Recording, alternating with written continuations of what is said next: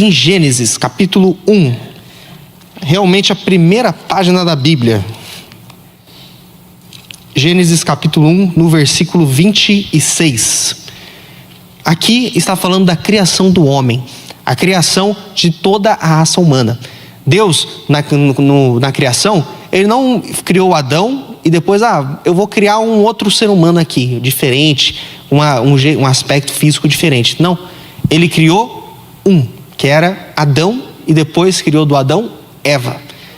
Ele fez e é aqui que vai nos falar. E disse Deus: façamos o homem à nossa imagem, conforme a nossa semelhança, e domine sobre os peixes do mar, e sobre as aves do céu, e sobre o gado, e sobre toda a terra, e sobre todo réptil que se move sobre a terra. E criou Deus o homem à sua imagem, a imagem de Deus os criou, macho e fêmea os criou. Irmãos, volta ali o versículo 26, por favor. Façamos o homem à nossa imagem. Aqui Deus ele está falando com quem? Ele está falando sozinho? Não. Aqui foi quando Deus ele foi criar o ser humano, fez como se fosse uma reunião entre a Trindade. Deus, ele é um único Deus, mas são três pessoas em um único Deus. É o Pai, o Filho e o Espírito Santo. São três que estão em unidade, formam um único Deus. É como, por exemplo, nós somos um corpo, nós temos um corpo, melhor dizendo, moramos em um corpo, somos um espírito e temos uma alma. São três em um só, formando um de nós. Só para você não entrar em confusão.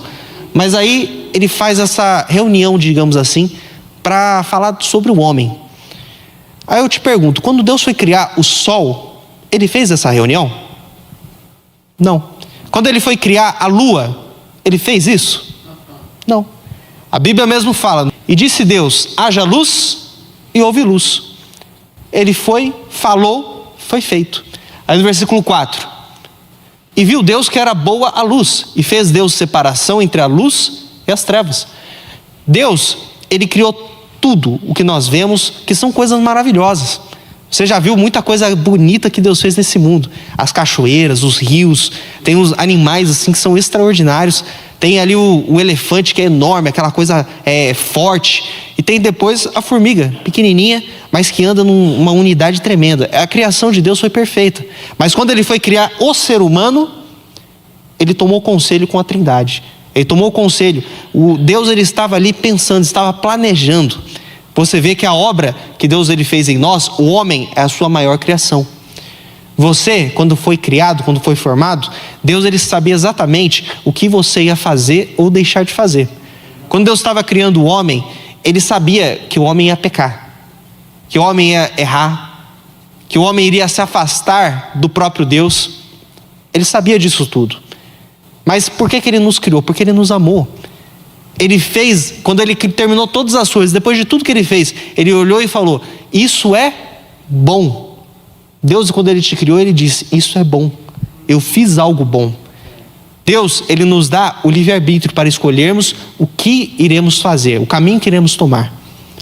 Ele te criou de uma forma pura, de uma forma perfeita. Ele te criou com um propósito. Ele te criou de uma forma excepcional. O Davi, em um dos seus salmos, ele diz que ele foi formado de uma forma maravilhosa e ao mesmo tempo terrível, que nem ele mesmo sabia. Quando a criança está no ventre da mãe, você vê o que está acontecendo lá dentro? Hoje a gente tem ultrassom, né? A gente vê ali o formato da criança, aquela coisa ali toda bonitinha. Mas mesmo assim, a gente não vê exatamente tudo acontecendo. A gente não vê. Você não lembra de como você foi formado, mas Deus ele lembra. Deus ele estava ali bem no ventre da sua mãe. Ele estava te formando, Ele sabia qual ia ser o seu nome, Ele sabia qual caminho você ia escolher. Ele sabia de tudo isso, e desde aquele momento Ele te amou. Deus ele nos fez de uma forma especial. Nós não podemos viver de uma forma que desagrade a Deus nisso, de uma forma que contrarie o valor que nós temos nele. Quando você vai no mercado e você encontra vamos supor, um cacho de banana por R$300, você compra? Não.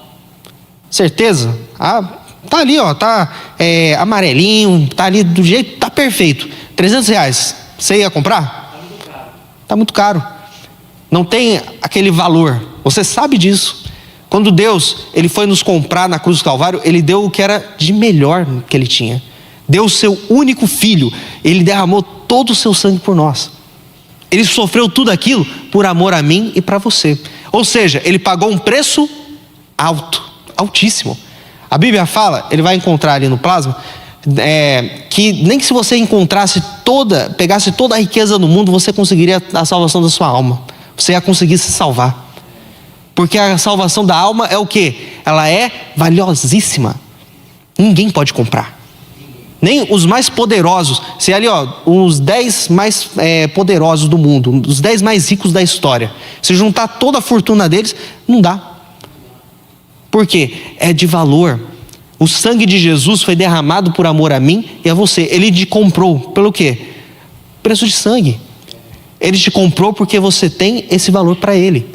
Agora, não podemos desprezar isso. Não podemos desprezar de forma alguma a palavra que Deus ele tem nos dado. Não podemos desprezar o que Deus tem nos feito. Deus ele nos fez de uma maneira especial. Quer ver mais um pouquinho? Vamos ali em Colossenses, capítulo 1, versículo 9. Colossenses 1, 9. Aí. Deixa eu pegar aqui. Colossenses 1, 9. Aqui Paulo está fazendo uma oração pelos colossenses, os que moravam em Colosso, a igreja que morava lá. Ele diz o seguinte, versículo 9. Por esta razão, nós também, desde o dia em que o ouvimos, não cessamos de orar por vós e por pedir que seja cheio do conhecimento da sua vontade, em toda a sabedoria e inteligência espiritual. Ou seja, o Paulo ele está orando para a igreja ela ser cheia do quê? Do conhecimento da sua vontade, do conhecimento da vontade de Deus e de toda a sabedoria e inteligência espiritual. Ele está pedindo a Deus para que nós venhamos a ser cheios dessa sabedoria, cheios desse conhecimento, o conhecimento que está na sua palavra. Por quê? Ele não nos criou por acaso, mas tem muita gente que não sabe, ou que às vezes não considera isso no seu coração. Você sabe que Deus te formou, você sabe que Deus te criou, mas você não pensa sobre isso. Você não pensa, por que Deus fez? Por que isso aconteceu? Por que Deus ele deixou a Bíblia para nós? Você não medita, você não procura saber. E por isso muitas vezes você sofre. Porque lá em Oséias, no capítulo 4, versículo 6, fala o seguinte, que o meu povo foi destruído, porque lhe faltou o quê? Conhecimento. Quando você não busca a vontade de Deus, você não busca a verdade, não a religião. Porque cada um fala uma coisa. Você tem que buscar o que é de verdade, o que é real. Vão buscar o quê? O que está escrito. Buscar a palavra. A verdade é a palavra de Deus. É em João, no capítulo 17, versículo 17, Jesus ele vai falar sobre isso. Olha só, santifica-os na verdade. A tua palavra é o quê? É verdade. É a verdade. A palavra de Deus é a verdade. É a verdade que nos liberta. Tem muitos casais, pessoas que são infelizes na vida sentimental e nas outras áreas também, financeira, sentimental. Às vezes a pessoa tem tudo. Ela tem uma família abençoada, ela tem dinheiro na conta, tem um emprego legal, um emprego bacana, tem tempo, tem disponibilidade, tem qualidade de vida, mas é infeliz. Ela não tem paz no coração. Eu lembro alguns anos atrás, eu fui fazer uma visita junto com um obreiro da igreja que eu estava, lá em Mogi das Cruzes. A gente foi num lugar fazer essa visita, era a patroa de uma irmã lá da igreja que estava em depressão. Estava passando um momento terrível, porque tinha perdido o noivado, tinha rompido um noivado. Aí eu fui lá, irmão, pensa num lugar chique. Pensa num lugar assim de alto nível. Era ali um prédio enorme, um apartamento gigante. Tinha tudo do bom e do melhor. Mas eu fui conversando com ela, triste, vazia. Ela não tinha paz no coração, sabe por quê? Ela não tinha a palavra no coração. Apesar dela ter tudo, ela não tinha o principal. E por isso você tem que tomar muito cuidado. Você ter tudo não significa estar bem. Você precisa da palavra. Como eu falei, tem muitos casamentos que sofrem por quê? Porque não querem ouvir o que a mensagem diz, o que a palavra diz. A palavra, ela já nos mostra o caminho que devemos caminhar. Houve um homem na Bíblia, em 1 Reis, capítulo 10, no versículo 33. É um homem muito conhecido, a gente sempre fala aqui na igreja, o Salomão. Salomão, ele foi um homem abençoado. Foi um homem que no começo ele servia a Deus de todo o coração. Era um homem que orava, um homem que buscava ao Senhor, mas que aconteceu algo muito estranho, digamos assim, na vida dele. É no versículo, na verdade, 23. Assim o rei Salomão excedeu a todos os reis da terra, tanto em riquezas quanto em sabedoria. Olha só, no versículo 23. Assim o rei Salomão excedeu todos os reis da terra, tanto em riquezas quanto em sabedoria. O Salomão era filho do rei Davi. E desde pequeno Davi ensinou ele da palavra, ele via o jeito que o pai dele se portava e ele foi crescendo. Ele andava com Deus. A Bíblia fala que ele amava o Senhor de todo o coração. Tanto que quando ele foi feito rei, ele foi até um lugar chamado Gibeão, que é onde eles adoravam a Deus. E lá ele fez um grande sacrifício, lá ele orou, lá ele buscou a Deus, e Deus se revelou a ele através de sonhos. E aí deu para ele algumas opções. Falou assim: Salomão, eu posso te dar riquezas, eu posso te dar a cabeça dos seus inimigos, pode me pedir qualquer coisa que eu vou dar para você. O Salomão, ele olhou e falou: Senhor, me dá sabedoria para julgar o povo, para julgar as causas do povo, para fazer a justiça. Me dá sabedoria. Deus se agradou.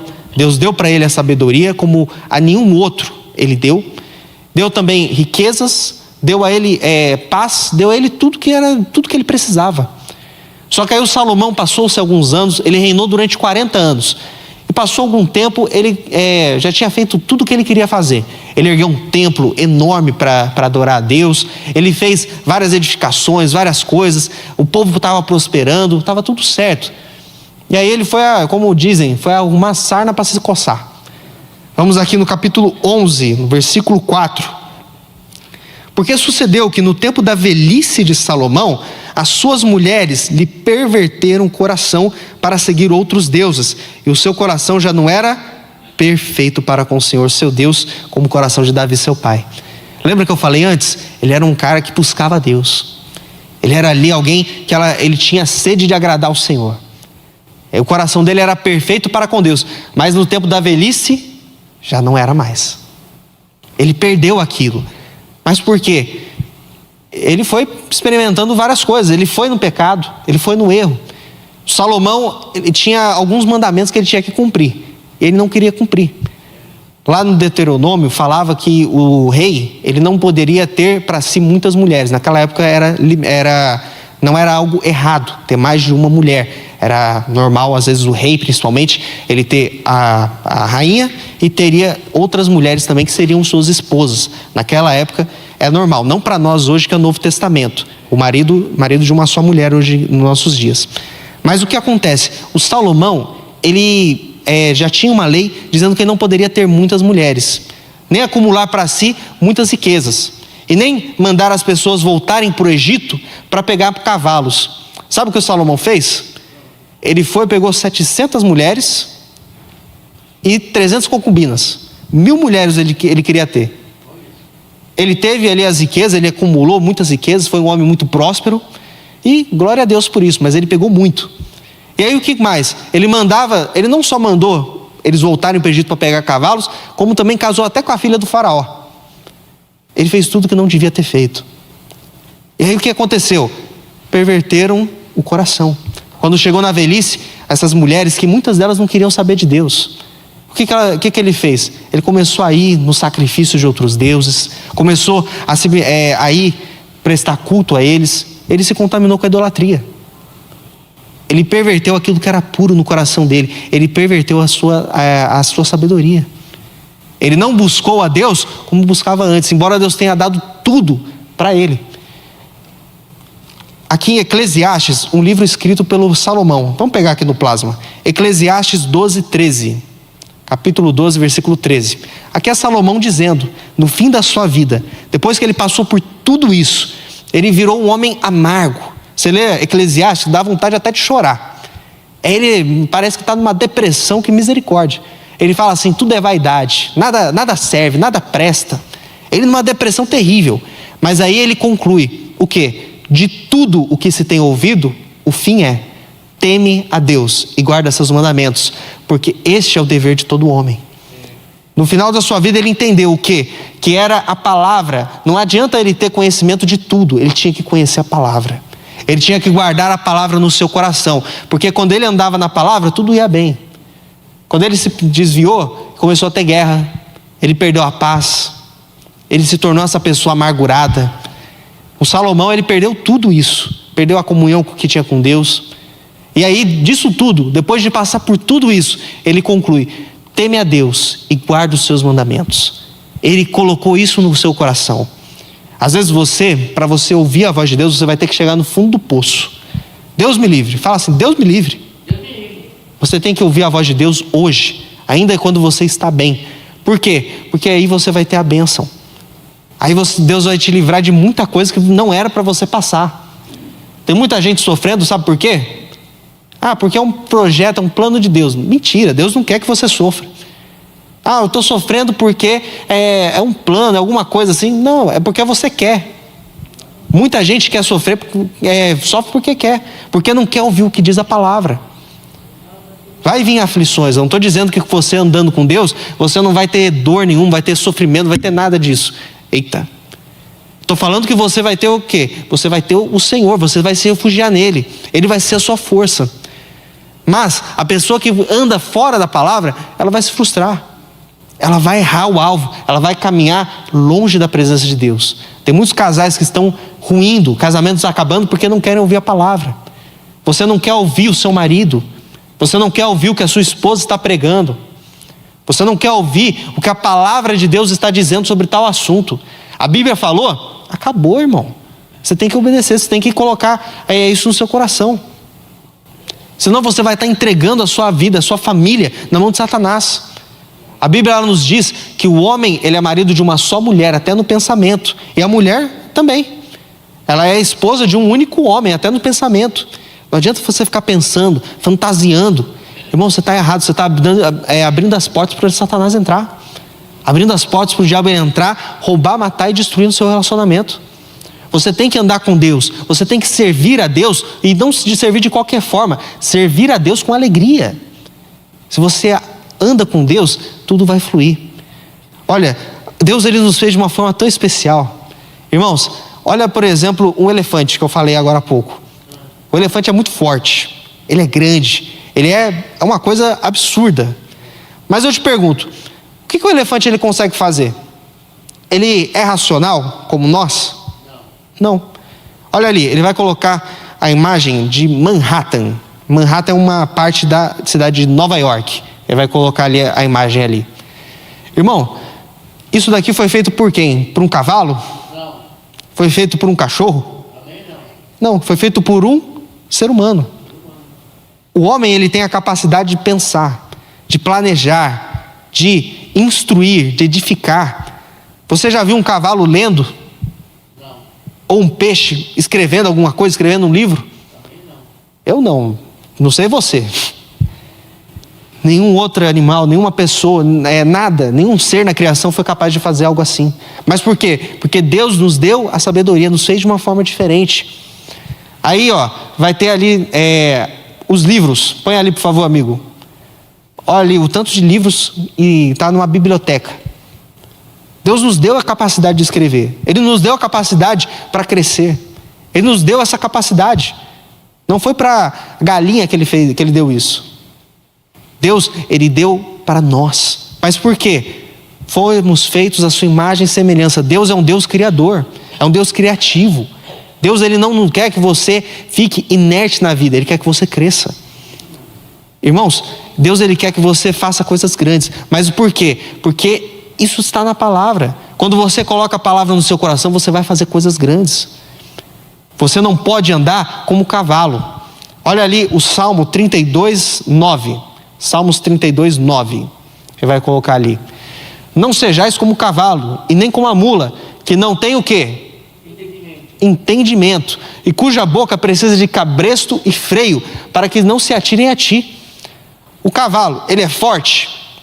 O que é mais forte, um homem ou um cavalo? O cavalo é muito mais forte. Agora, o que é mais rápido, o homem ou um cavalo? O cavalo. Mas eu te pergunto, quem domina quem? O homem ou o cavalo? O homem. O homem domina, sabe por quê? Deus nos deu entendimento. Lembra o que a gente leu lá em Gênesis? A Bíblia diz que Ele nos fez a sua imagem e semelhança e nos ordenou para dominarmos a criação. Ele nos deu esse mandamento. Mas por quê? O cavalo não tem entendimento. Põe ali o cavalo, por favor. Olha ali. É bonito? É lindo, gente. Olha só. Irmão, isso aqui é puro músculo. O bicho é forte. Ele aguenta levar uma coisa pesada por aí. Aguenta o ser humano montado ali, andando. Você imagina. Às vezes a gente, não sei se você já teve criança em casa, mas coloca assim aqui no ombro, às vezes, a criança, vai andando um pouquinho, depois dá o quê? Dá uma dor nas costas, né? Dá um incômodo aqui. Você não consegue por muito tempo. O cavalo consegue. Horas e horas, alguém montado ali, alguém que pesa 70, 80 quilos, 90, sei lá. Ele tem força, mas ele não tem entendimento. Olha só, põe a próxima imagem, por favor. Ele é domesticado. Põe ali a sela, põe ali o cabresto, monta, pronto. Ou leva para onde for, leva para fazer o que for. Alguns usam para arar a terra, para carregar coisa, levar carroça. Eu lembro que até para levar algumas coisas até bem mais pesadas, tipo, antigamente quando eles estavam fazendo os trens, quando estava começando isso daí, quem que ajudava a levar o trem até o trilho para montar tudo, muitas partes era o cavalo. Eles colocavam ali e ia. Só que aí o que acontece? Põe a próxima imagem, por favor. Olha só. Essa imagem aqui é muito importante. Sabe, em lugares, não posso falar muito abertamente, mas em lugares de feitiçaria. Sabe como que o demônio ele chama a pessoa? Fala assim, esse aqui é o meu cavalo. O diabo ele chama a pessoa de cavalo. Por quê? A hora que o diabo ele faz com a pessoa, ele põe isso daqui, ele controla, vai controlando você. O cabresto. Ele vai controlando você. Coloca um negócio ali na boca do cavalo. Quer ir para a direita, ele puxa. Aí o cavalo vai, senão vai machucar. Vai. Ah, não quer ir para o outro lado. Então puxa de novo e vai. Ele coloca, você vê que tem um negócio perto do olho dele aqui. Sabe o que é isso? Isso daí é como posso dizer? Para tampar mesmo a visão do cavalo. É para tampar a visão do cavalo. Para quê? Para ele não olhar nem para a esquerda nem para a direita. Ele olha só para frente. Ele poder só olhar para o que o homem quer que ele veja. O diabo muitas vezes faz isso com a gente. Quando você não ouve a palavra de Deus, ele te cega para as coisas do mundo, para as coisas que estão acontecendo. Ele te cega, ele vai te controlando. O diabo, ele não vai fazer o quê? Ele não vai fazer bem para você. Ele não tem isso no coração dele. Ele quer te matar, te roubar e te destruir. É isso que ele quer. Ele vai te enganar, ele vai te destruir. E olha só, ele quer te cegar. Mas quando você encontra a palavra de Deus, ela é luz para os nossos olhos, ela ilumina o nosso interior, você é livre, você toma posse do que Deus ele tem para você. Quando a palavra de Deus ilumina os seus olhos, irmão, você vê a liberdade. Jesus ele nos chama para a liberdade. Tem uma palavra, se não me engano é em Hebreus 12, que a Bíblia fala que nós não podemos olhar nem para a esquerda nem para a direita. Mas eu te pergunto, Deus ele coloca um cabresto na nossa boca? Não, Ele nos traz a liberdade. Ele nos traz a liberdade, Ele nos comprou, como eu falei, você tem alto valor para Ele. Ele te comprou com alto preço. Quando Jesus, Ele nos dá uma missão, quando Jesus nos dá uma ordem, nós obedecemos. Pelo quê? Porque temos medo? Não, é por amor. É porque sabemos que é o melhor para nós, é o plano de Deus para a nossa vida. Ele é o nosso Criador, Ele é aquele que nos formou, Ele é aquele que colocou os planos dEle, o desejo pela eternidade em nós. Olha ali, é Provérbios 4:27. Não declines nem para a direita nem para a esquerda. Isso é um quê? Um conselho de Deus. Deus ele não vai te fazer você, como posso dizer, Ele não vai fazer que nem um cavalo, Ele não vai te cegar. Deus ele não vai te forçar nada. Ele te deu a liberdade para você escolher o que é a palavra, você seguir a palavra ou rejeitá-la. E você tem que guardar isso no seu coração. Em Hebreus 12:2, não é essa a questão, mas enfim, olhando para Jesus, o autor e consumador da fé. Você tem que olhar para Jesus. Você não pode ficar olhando para outras coisas. Você tem que olhar para Jesus. Tem que caminhar com Ele. Ele não vai te forçar a nada, Ele vai te ensinar. Ele não vai te maltratar, Ele vai te curar. Você vai ver o que Deus ele tem para abençoar. O conhecimento de Deus é como um fogo que protege, que nos guarda, que nos purifica. Agora, quando você anda na ignorância da palavra, você não ouve o que diz a Bíblia, você não busca saber o que a palavra diz, você vai ser destruído. Você tem que tomar muito cuidado com o que a palavra de Deus diz. E eu creio que você quer tomar posse dessa bênção. Amém? Vamos colocar de pé, vamos orar em nome de Jesus. Deus ele quer fazer coisa grande, mas você precisa ouvir o que diz a Bíblia, ouvir o que diz a palavra de Deus. Amém? Feche seus olhos, põe a mão no seu coração. Vamos colocar de pé, pessoal, para nós orarmos, para nós buscarmos. É aquele momento que você vai se envolver com Deus. É esse momento de você abrir o seu coração. Esse é o momento de você falar com Ele, você buscá-lo. Eu, a pastora Maiara, o pastor Pedro, nós vamos orar aqui e Deus ele vai fazer coisa grande em nome de Jesus. Feche seus olhos, fala com Ele. Pai, nós queremos te ouvir. Nós queremos, Senhor meu Deus, a tua luz. Nós queremos, Senhor meu Deus, andar contigo. Nós queremos, Senhor, não andar como um animal que não tem entendimento. Senhor, o Senhor nos fez diferentes. O Senhor nos elegeu. O Senhor nos formou. Desde a criação, da fundação do mundo, o Senhor nos formou. Os seus planos para nós vêm de toda a eternidade. Jesus, venha operar. Muitas vezes essa pessoa que está aqui comigo, que está orando comigo, aqui na igreja ou lá em casa, Deus, muitas vezes eles podem ter errado o alvo, eles podem ter se afastado do caminho, mas ainda não é tarde, eles podem voltar. Jesus, essa pessoa está se derramando na tua presença. Essa pessoa está rasgando o coração. Ela está falando: Senhor, me perdoa por perder o alvo. Senhor, me perdoa por não te ouvir. E Jesus, ela está se levantando agora. Jesus, ela está se levantando para colocar, Senhor meu Deus, a casa em ordem, para voltar para a vida, para voltar para a obra, para voltar ali realmente a ser uma pessoa vencedora, uma pessoa feliz. Ah, Jesus, nós queremos essa felicidade, nós queremos esta palavra, queremos a sua presença na nossa vida. E nós levantamos a nossa voz contra todo e qualquer inimigo, todo e qualquer adversário, todo e qualquer demônio que tem se colocado no meio desta família, que tem se colocado no meio desta casa. Em nome de Jesus, você que tem perturbado essa mente, você que não deixa mais ela nem dormir, você que rouba a sua paz, em nome de Jesus, fora para todo mal.